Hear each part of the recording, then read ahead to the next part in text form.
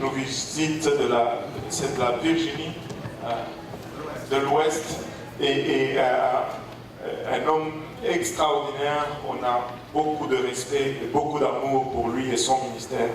Dieu l'utilise puissamment. Ce n'est pas la première fois qu'il est là.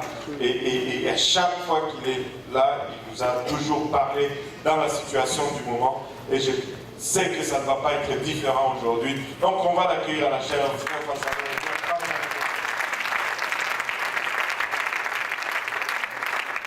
Gloire à Dieu tout le monde.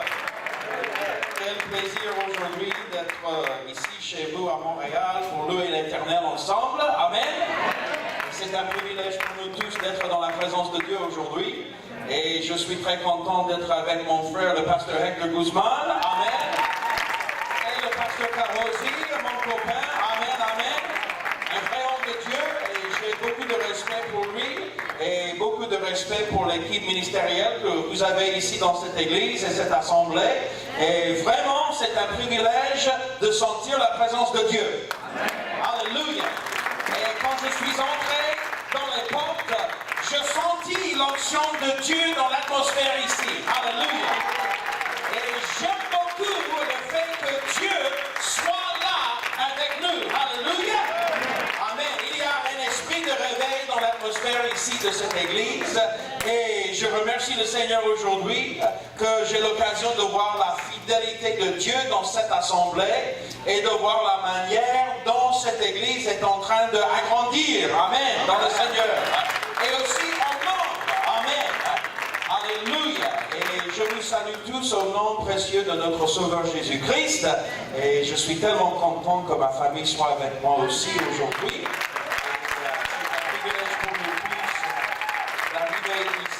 Vous à Montréal et simplement de voir la fidélité de Dieu et l'esprit de réveil qui est présent là-bas, pas seulement à Montréal, mais dans le monde entier. Il y a un esprit de réveil pour toucher les âmes et changer les situations. Amen.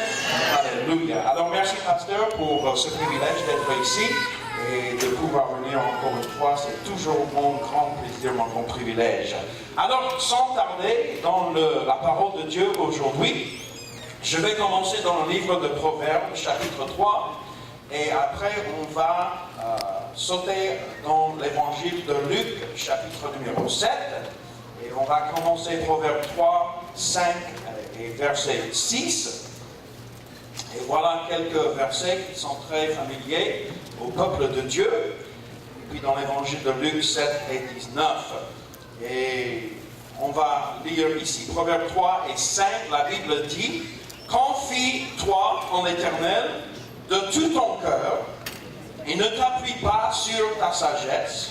Reconnais-le dans toutes tes voies et il aplanira tes sentiers. Est-ce que vous croyez la parole de Dieu aujourd'hui?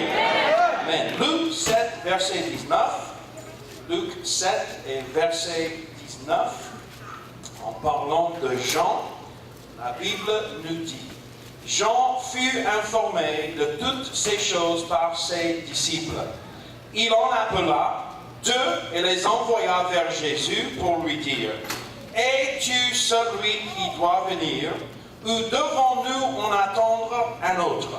Arrivés auprès de Jésus, ils dirent: Jean-Baptiste nous a envoyés vers toi pour dire: es-tu celui qui doit venir, ou devons-nous en attendre un autre? Vous pouvez imaginer une telle question d'un homme comme Jean-Baptiste, mais dans les derniers jours de sa vie, il a souffert un peu avec la doute. Et alors aujourd'hui, pour moi, le titre du message aujourd'hui est une question. Et voilà la question. Et si je me trompe à propos de Jésus? Seigneur Jésus, nous avons besoin de toi aujourd'hui, Seigneur. Tu es un Dieu saint. Tu es un Dieu réel, Seigneur, qui aide les vrais gens, qui ont des vrais problèmes dans le vrai monde, Seigneur. Et aujourd'hui, on compte sur toi, Jésus. Ta présence, ta main de puissance, Seigneur. L'aide qui vient de ton esprit, Seigneur. Que chaque famille et chaque individu ici soit touché par l'Éternel au nom de Jésus et que l'Église dise Amen. Amen. Vous pouvez vous asseoir au nom de Jésus. Combien de vous vont m'aider à prêcher la parole aujourd'hui?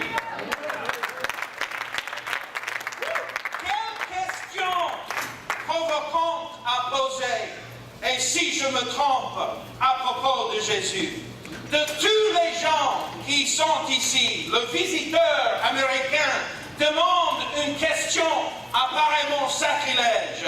Mais je vais sortir tout de suite et vous dire que je suis venu pour affronter le mensonge de Satan qui vous suggérait que vous êtes un échec parce que vous devez confronter le doute de temps en temps dans votre vie.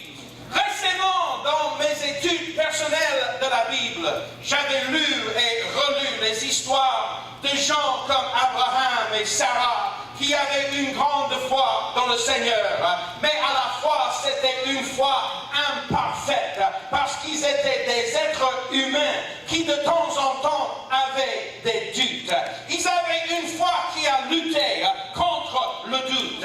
Ils avaient une foi qui s'est même momentanément abandonnée à leur peur. Une foi qui impliquait des questions des fois. Mais la question, si je me trompe à propos de Jésus, cela a l'air d'aller plus loin que Sarah en riant à cause de son âge et de l'impossibilité de porter ses fruits.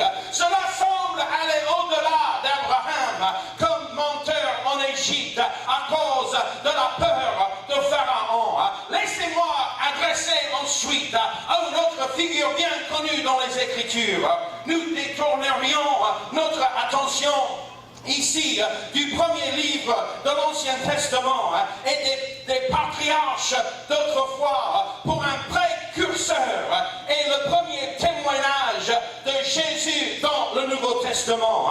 Il y a cet homme qui s'appelait Jean-Baptiste qui dans le ventre de sa mère a reconnu la promesse du Messie à venir. Et nous le connaissons bien, ce Jean-Baptiste. Il est audacieux. Il est bien aimé par les gens ordinaires. Il est un homme juste. Il est un grand prophète. Et Jésus dirait de lui, je vous le dis, parmi ceux qui sont nés de femmes, il n'y en a point de plus grand que que ce monsieur qui s'appelle Jean. Je veux que vous voyez bien aujourd'hui, cet homme était appelé par le Seigneur, mais à la fin de sa vie, il devait affronter un peu de doute dans sa vie. Et je crois qu'aujourd'hui, dans l'Église du Seigneur, dans l'année 2018, il y a parmi nous aussi des gens qui doivent affronter contre le doute que le Seigneur peut vraiment faire ce qu'il a dit, ce qu'il peut faire. Mais laissez-moi vous dire aujourd'hui, si le Seigneur t'a donné une promesse, il va accomplir sa promesse dans ta vie. Dans l'intérêt de la discussion aujourd'hui, nous allons à la fin imminente du temps de Jean sur la terre. Maintenant, Jean, qui a préparé le chemin pour le Seigneur Jésus, pour le Messie d'entrer en scène, se fait arrêter et maintenant il s'assoit dans la prison d'Hérode. Et lorsqu'il était assis dans la prison d'Hérode, attendant une exécution probable, il est affligé des doutes sur Jésus. Écoutez-moi bien, plus que la misère du donjon, plus que la misère d'un prison, il est perturbé par la doute. Et il doit poser la question à Jésus, es-tu celui qui doit venir ou devons-nous en attendre un autre? Je peux vous dire aujourd'hui très honnêtement, comme un prédicateur, comme un pasteur, j'avais eu des doutes dans ma vie. J'avais posé la question, Jésus, es-tu là? Où est-ce que je peux te trouver, Seigneur? Comment ça se fait que cette famille dans notre église a eu de tels problèmes ou de telles circonstances? Jésus, je te cherche. Où est-ce que tu es? Je sais qu'il y a des gens ici aujourd'hui et peut-être que vous avez lutté contre la doute, mais je suis venu au nom de Jésus pour vous dire que le Seigneur notre Dieu, il est arrivé ici aujourd'hui. Il est venu pour vous toucher. Il est venu pour vous aider. Il est venu avec son onction. Alléluia.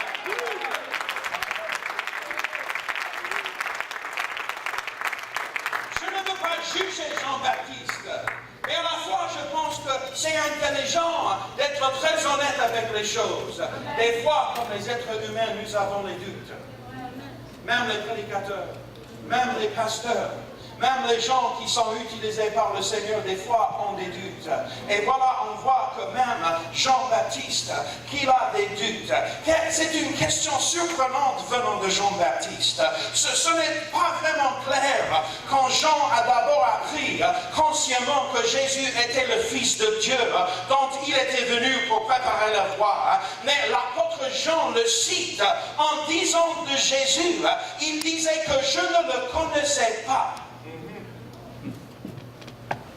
Et cette citation apparaît dans l'évangile de Jean au moment où il a baptisé Jésus. C'est remarquable parce que la mère de Jean, Élisabeth, l'avait su. Elle le savait parce que Jean l'avait annoncé en sautant dans son ventre quand elle avait entendu la voix de Marie, la mère de Jésus. N'a-t-elle pas été autorisée à le lui dire? Nous ne le savons pas, mais ce qui est certain, c'est que lorsque la révélation est venue, c'était une expérience écrasante pour Jean. Le jour où Jésus s'approche de lui au Jourdain, près de Béthanie, Jean ne peut contenir la proclamation « Voici l'agneau de Dieu qui ôte le péché du monde ». Et en dépit de ses propres protestations, dont l'humilité et avec crainte et révérence, ses mains tremblantes peut-être, il baptise son Seigneur Jésus. Et puis il a vu l'Esprit de Dieu descendre et rester sur lui. Et ce que Jean ignorait, c'est que ce jour-là avait aussi marqué le début de la fin de son ministère. À partir de ce moment, il avait joyeusement dirigé les gens loin de lui-même pour suivre Jésus. Il insiste sur le fait qu'il faut qu'il croisse et que je diminue. Mais maintenant, il est assis dans une sale prison d'Antipas et il s'était sûrement attendu à cela. Et les prophètes qui réprimandent les rois pécheurs ne passent pas généralement inaperçus et impunis. Et les chercheurs nous disent que Jean a probablement été arrêté pour deux raisons. Premièrement, Hérode a reconnu que Jean avait des suivants et le roi craignait que Jean puisse commencer une rébellion.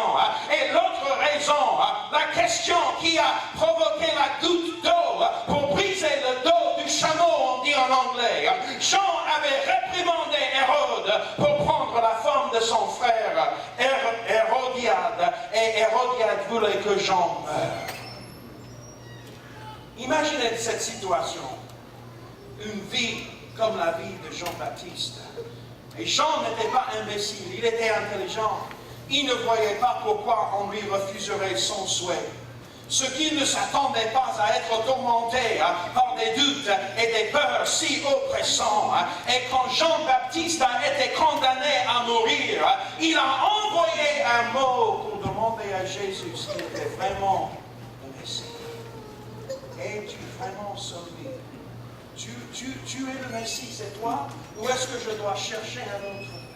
Écoutez bien la réponse de Jésus.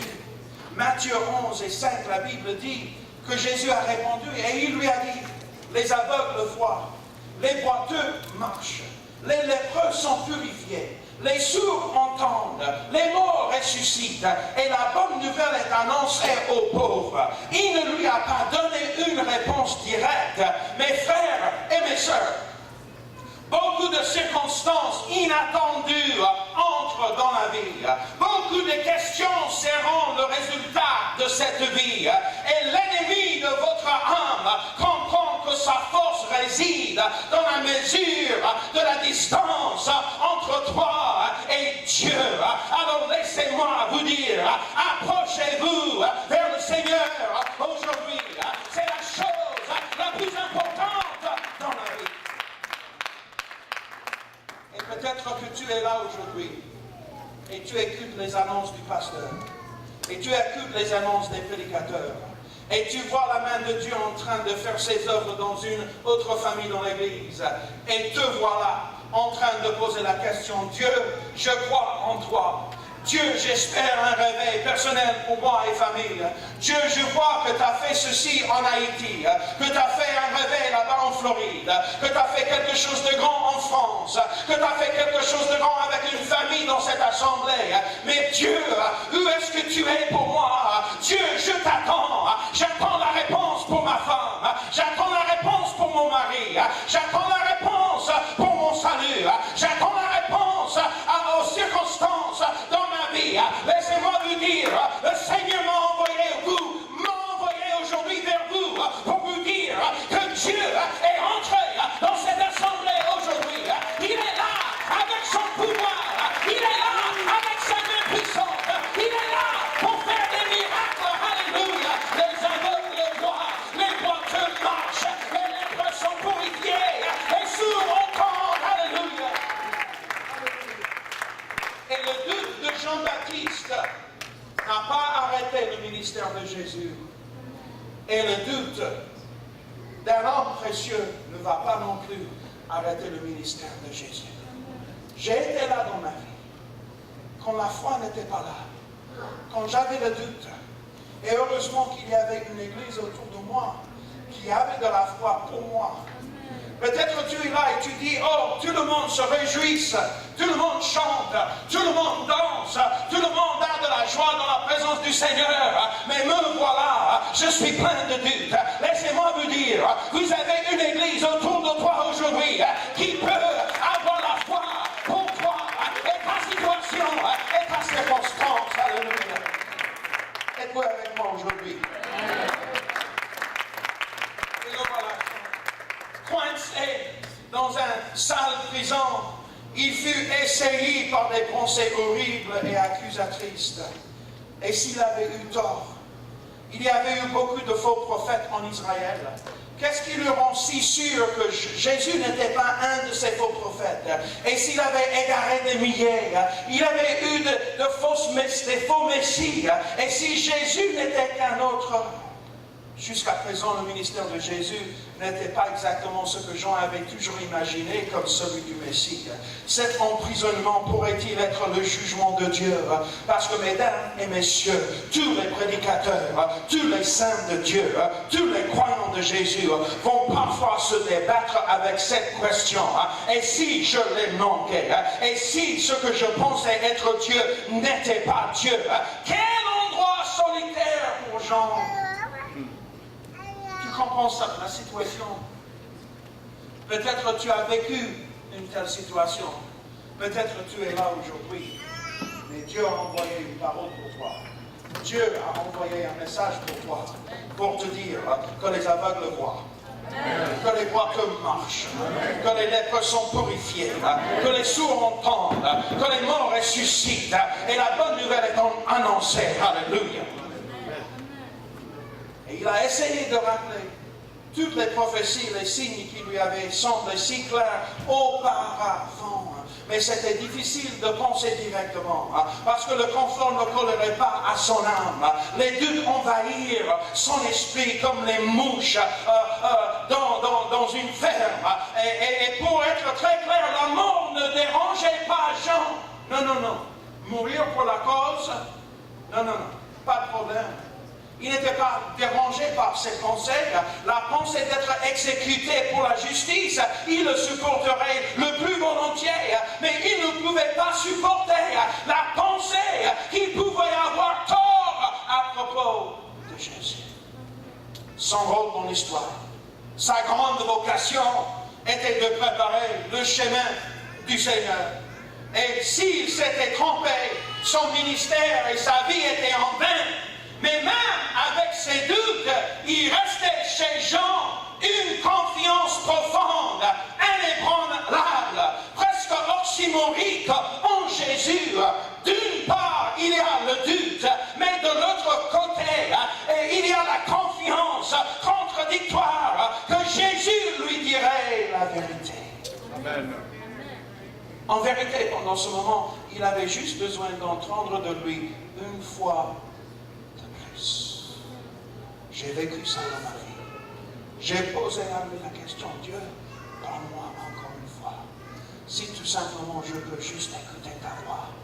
Seigneur, si simplement quelqu'un, un copain de moi peut me téléphoner en me disant un mot d'encouragement, quelque chose, Seigneur, montre-moi, Seigneur Jésus, que tu es toujours là. Et je sais qu'il y a des gens dans cette assemblée qui avaient posé cette même question. Et aujourd'hui, Dieu est arrivé pour vous annoncer encore une fois, me voilà, je ne vais pas te quitter, je suis toujours avec toi. Même à la fin du monde, je serai là. Alléluia. Juste un mot plus du Maître. Ainsi Jean envoie deux de ses plus proches disciples pour demander à Jésus, es-tu celui qui doit venir? Ou devons-nous en attendre un autre? Je dois vous dire, je n'imagine pas un Jésus en colère quand les disciples de Jean ont posé cette question. La Bible ne montre pas qu'il était fâché, pas du tout. Je vois un Jésus compatissant et un Jésus dur avec beaucoup de miséricorde. Vous savez pourquoi? Parce qu'il a aimé Jean. Même dans une prison, même dans la doute, il a aimé Jean. Et est-ce que je peux vous dire aujourd'hui quelque chose que nous avons répété si beaucoup de fois dans l'Église du Seigneur, que des fois on oublie la signification et la significance du fait que Dieu nous aime. Et il ne nous aime pas parce que nous sommes baptisés au nom de Jésus-Christ. Et il ne nous aime pas parce que nous sommes pentecôtistes. Et il ne nous aime pas parce que nous sommes apostoliques. Et il ne nous aime pas parce que nous chantons bien. Et il ne nous aime pas parce que nous habitons au Québec. Il nous aime parce que nous sommes des êtres humains. Alléluia.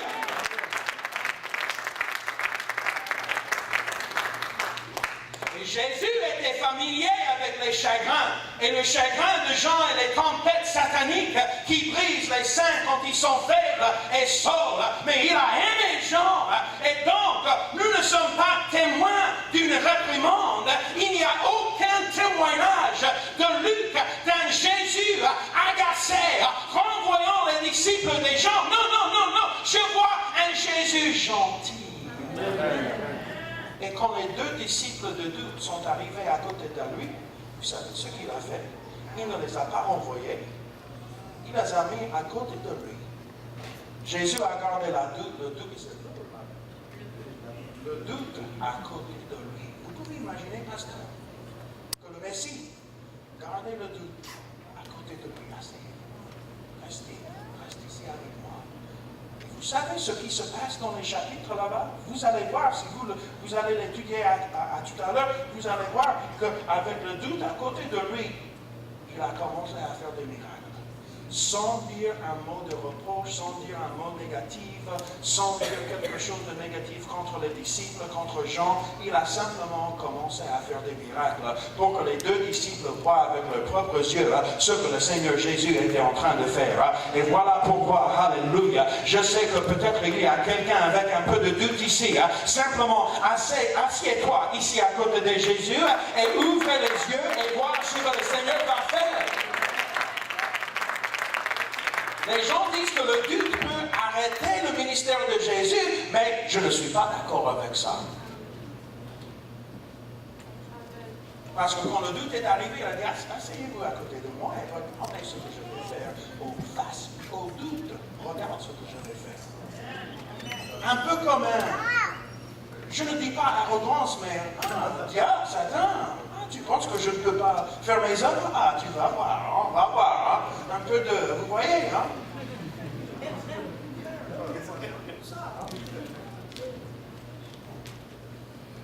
Alléluia! Amen. Alléluia! Amen. Je viens avec un défi. C'est quoi ton besoin aujourd'hui? C'est quoi ton besoin qui est peut-être, qui semble peut-être impossible? Mais laissez-moi vous dire que notre Dieu, c'est son spécialité. C'est son spécialité. C'est son spécialité. C'est son spécialité. Alléluia. Je pense que peut-être que j'ai donné un peu de mon témoignage, mais je vais répéter aujourd'hui un peu.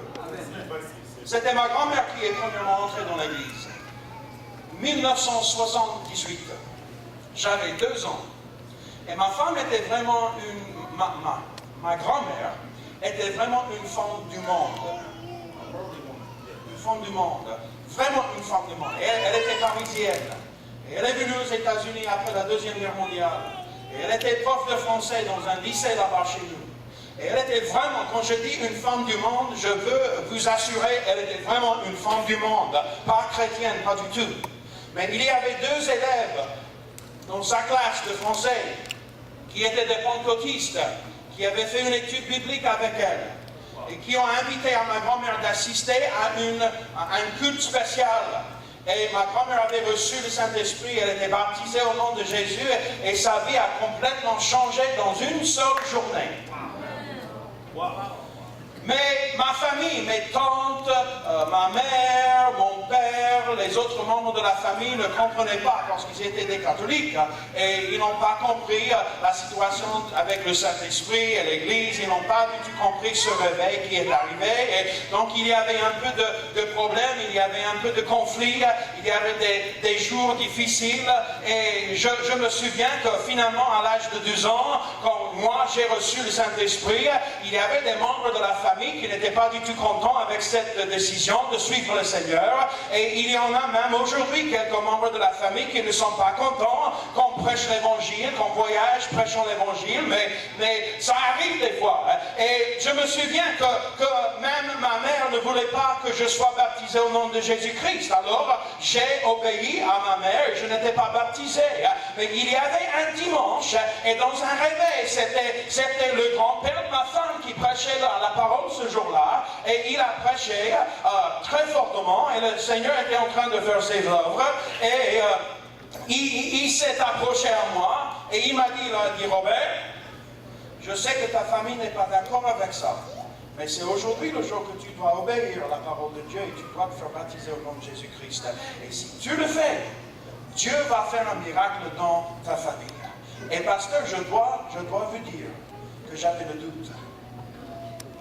Que j'avais peur de la situation de ma famille, mais à la fois j'avais cette touche, j'avais cette présence de Dieu qui me poussait à avancer dans le royaume. Vous voyez ce que je veux dire? Je ne suis pas en train de dire qu'on doit désobéir aux parents. Ce n'est pas ça que je suis en train de vous dire. C'était vraiment un moment de Dieu, un moment quand Dieu faisait quelque chose. Alors je lui ai dit, bon, allons, on va allons. J'avais peur, j'avais le doute, j'avais grand doute, parce que j'avais grand doute comme Jean. Est-ce que ça c'est vraiment quelque chose? Parce que j'avais peur de retourner à la maison, parce que je savais que j'allais retourner à quelque chose de négatif.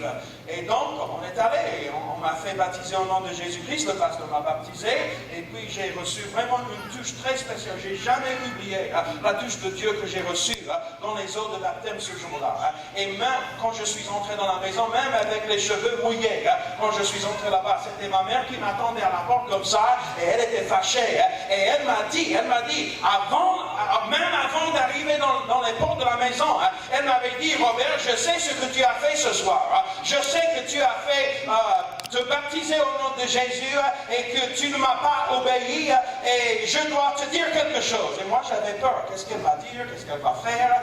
On va avoir un problème. On va m'interdire de continuer à l'église. Qu'est-ce qui va arriver? Les parents sont fâchés. Et puis, tout à coup, il y avait une présence de Dieu qui entrait dans la cuisine. La porte était dans la cuisine.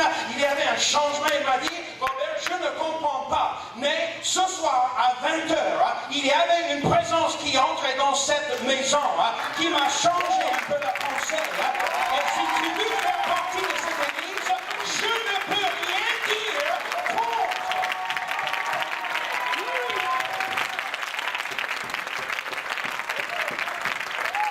C'est une vraie histoire.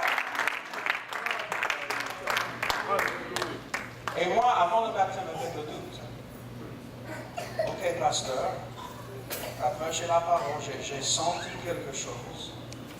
Et maintenant tu viens comme un homme de Dieu. Et je ne peux pas parler pour vous, mais quand mon pasteur me parle, c'est comme si Dieu me parle. Amen. Vous pouvez parler pour eux. Il n'est pas mon buddy. Il n'est pas mon copain. Amen. Je ne lui appelle jamais par son prénom. Amen. Jamais. Amen. C'est toujours Pasteur Garlitz. Alléluia. Et quand il me parle, c'est la voix de Dieu qui parle. Ce n'est pas un homme, mais j'ai beaucoup de respect. Amen. Et pasteur, et moi voilà, j'étais jeune, je ne comprends pas, j'ai le doute, tu ne comprends pas. Il m'a dit non, tais-toi, je sais tout ceci et Dieu le sait. Confie-toi en l'Éternel. Alléluia. Même dans le moment de doute, le pasteur ne m'a pas envoyé, il a dit, tiens, avec ton doute, viens, à côté de moi, avec le doute, tu sois là avec moi. Ne t'inquiète pas, cette assemblée va prier. Amen. Et quand on a prié, le Seigneur va faire quelque chose. Alléluia. Vous savez à quelle heure c'était quand l'Église a commencé à prier? C'était à 20h ce dimanche.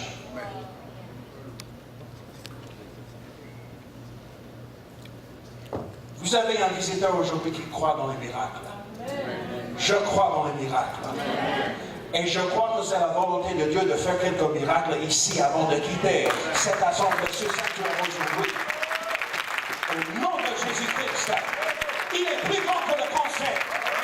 Il est plus grand que la dépression. Il est plus grand que la tristesse. Il est plus grand que chaque infirmité. Alléluia. Il est plus grand. Il est la plus grande puissance du monde. C'est le Seigneur notre Dieu. Alléluia.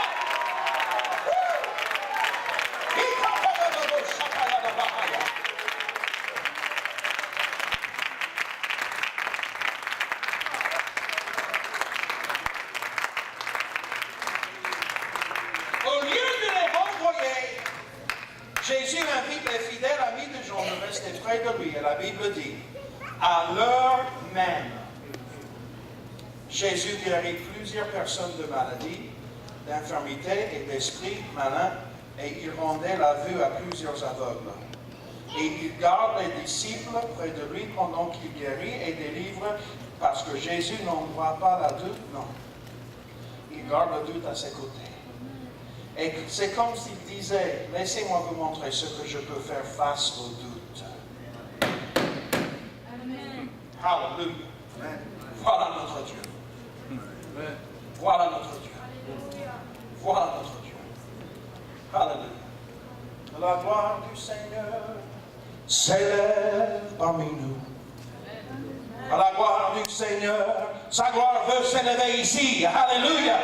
Même dans ce moment, tu peux recevoir un miracle là où tu t'assois. Alléluia. N'importe quelle situation, n'importe quelle circonstance, Dieu peut le faire. Alléluia.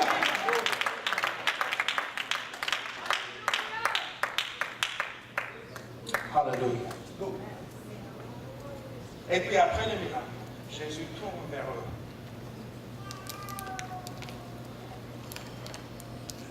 Je peux seulement imaginer, peut-être avec des gentilles larmes, je ne sais pas, qui brillent dans ses yeux, et puis il dit doucement, allez rapporter à Jean ce que vous avez vu et entendu.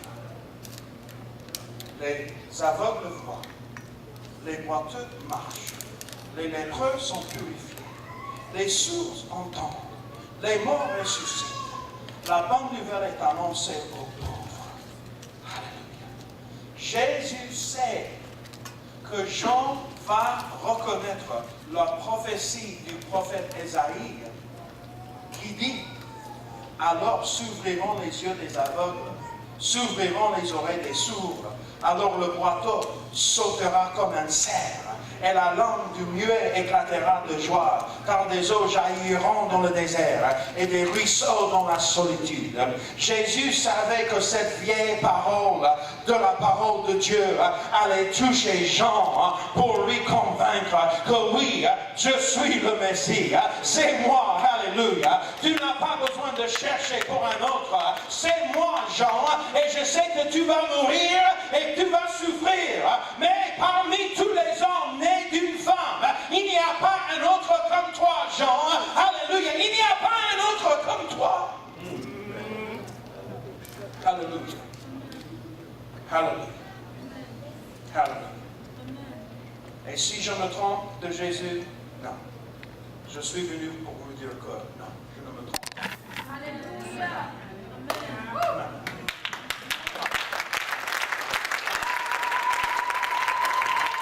Non.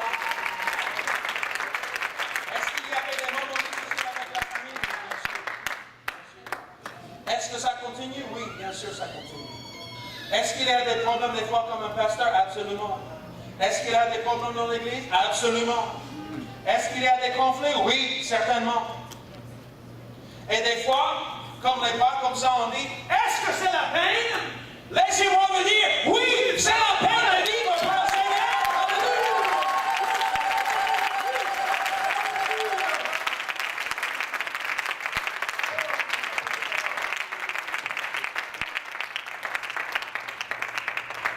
Je peux dire comme Sarah dans l'Ancien Testament, je peux dire que j'ai jugé mon Jésus fidèle. Il est fidèle. Il est fidèle. Il est fidèle. Il est fidèle. Compte sur lui. Compte sur lui. Je sais que ce n'est pas un message nouveau, mais je le répète, compte sur lui. Compte sur lui. Alléluia. Tu as reçu des mauvaises nouvelles du médecin, compte sur lui. Tu n'as pas assez d'argent, compte sur lui. Alléluia. Il y a un problème dans ton mariage, compte sur lui. Alléluia. Tu n'as pas encore reçu ton miracle, compte sur lui. Alléluia. Il faut prier encore une fois. Alléluia.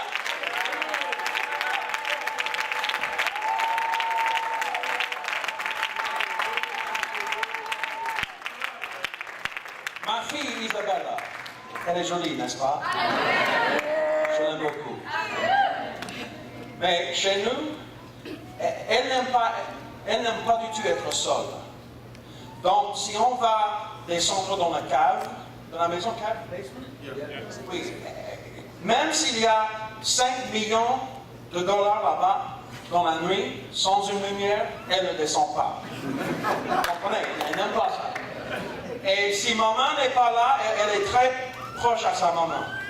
Et si maman n'est pas là, et je suis dans la maison avec elle, avec les enfants, si je vais monter là-haut, ou je descends, ou je vais dans le garage, ou je vais faire quelque chose dans le jardin, il faut que je lui dise où je vais, parce qu'elle n'aime pas du tout être seule. Vous voyez ce que je dis? Et des fois, quand on est là en train de faire quelque chose, elle est juste là, comme ça. Est-ce que vous avez vu des enfants comme ça, qui sont toujours là sur les pieds, hein? Voilà ma petite, elle est comme ça. Et si je suis en train de faire quelque chose, et puis je tourne, et voilà, elle est là. C'est ça les enfants, hein? Vous avez peut-être des enfants comme ça aussi, hein? Vous savez ce que Jésus a dit? Je ne te délaisserai point.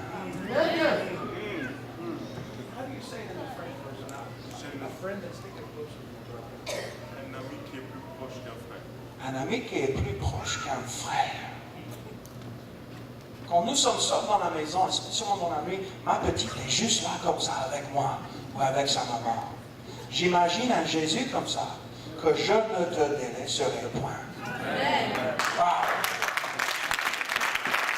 Wow! Oh, alléluia! Il est là! Il est là! Tu n'as pas besoin de lui inviter, il est déjà là! Alléluia!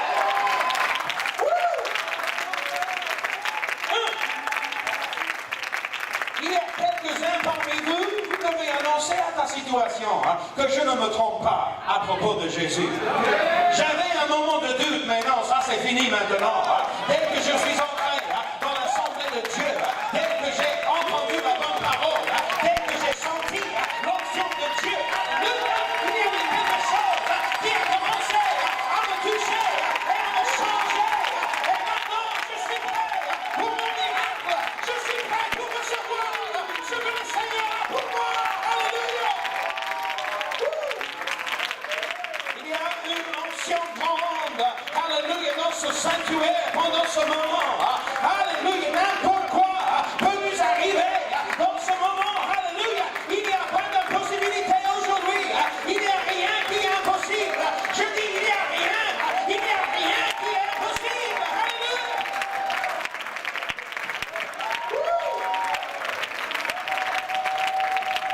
Fais confiance en lui. Fais confiance en lui. Alléluia. Il est fidèle. Il est fidèle. Il est fidèle. Il est fidèle. Alléluia.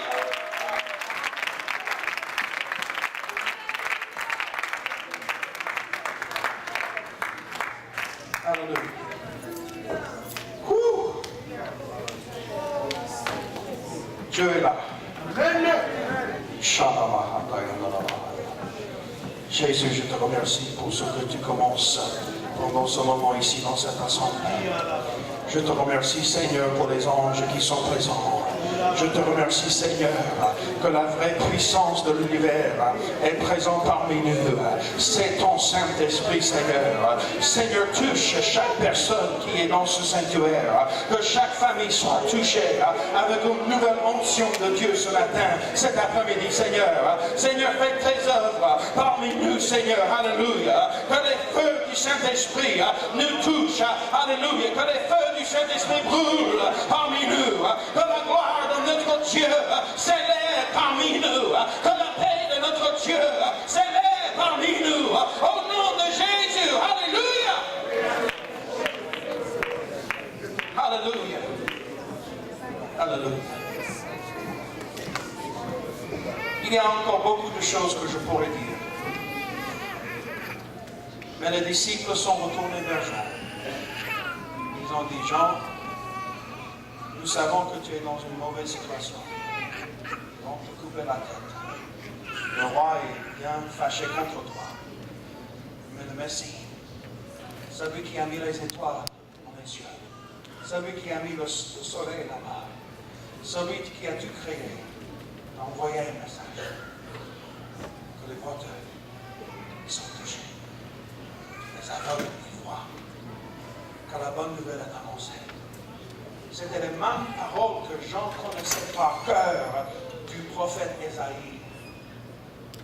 Et quand il a entendu la parole, c'était comme un message secret de Jésus, entre Jésus, les deux disciples et Jean, parce que Jésus savait, il connaît par cœur les prophéties d'Ésaïe. C'était comme si notre copain Hector nous envoie un message un peu comique, avec sa manière de parler, avec sa manière de faire des blagues. Et on connaît tout de suite, ah oui, ça c'est Hector qui va parler. Hein. C'est comme ça. C'est comme ça. Et Jean a reçu, en savant que oui, ma vie n'était pas en vain. Mon ministère n'était pas en vain. J'ai fait mon devoir pour le Seigneur, notre Dieu. J'ai fait ce que j'étais appelé à faire. Et maintenant, je peux mourir en paix, en savant que j'ai préparé le chemin pour le Messie.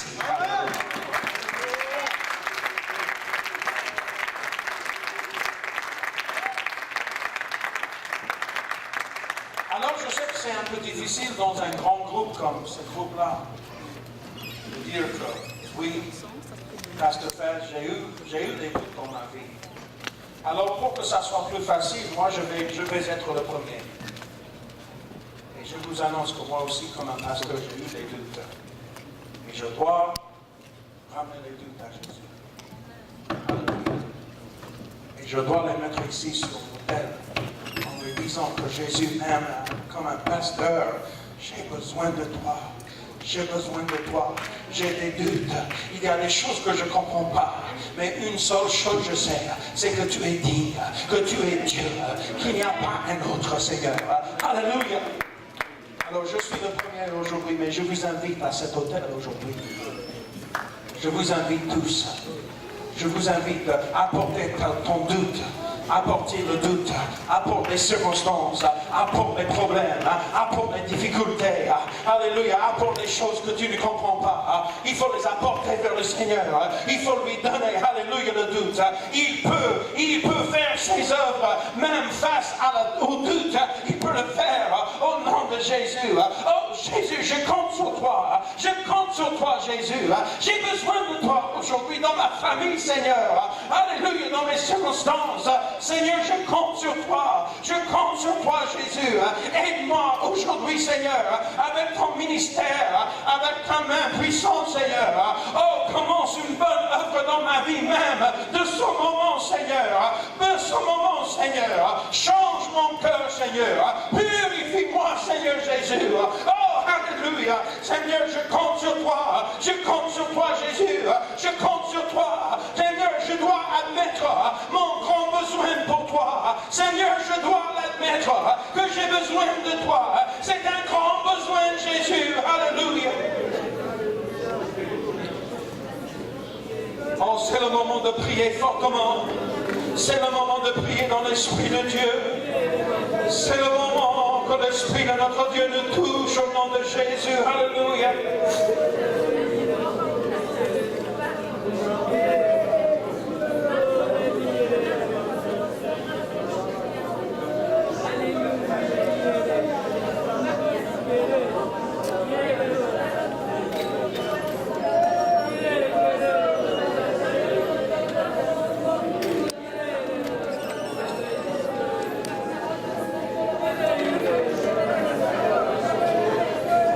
Il y a des miracles dans l'atmosphère. Il y a des miracles dans l'atmosphère. Son ministère va continuer. Son ministère va continuer parmi nous aujourd'hui.